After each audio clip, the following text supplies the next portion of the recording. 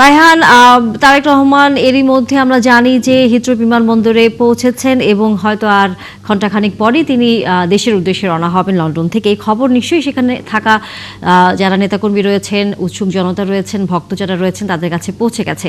প্রতিক্রিয়া জানাবেন আমাদেরকে।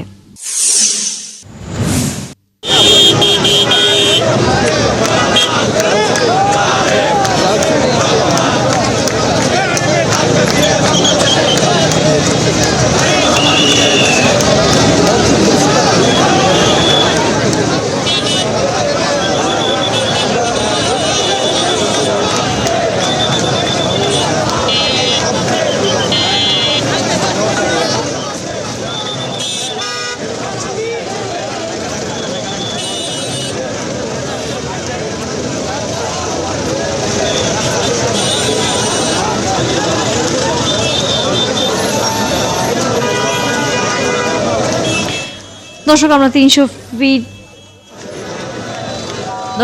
300 ফিটে আছি। নিশ্চয়ই আপনারা দেখতে পাচ্ছেন তারেক রহমানকে বরণ করবার জন্য যে সংবর্ধনা মঞ্চ তৈরি করা হয়েছে সেটি পুরোপুরি প্রস্তুত এবং তার সামনে হাজারো, হয়তো সেটি লাখেও আসলে পৌঁছে গেছে, নেতাকর্মীরা সেখানে অবস্থান করছেন।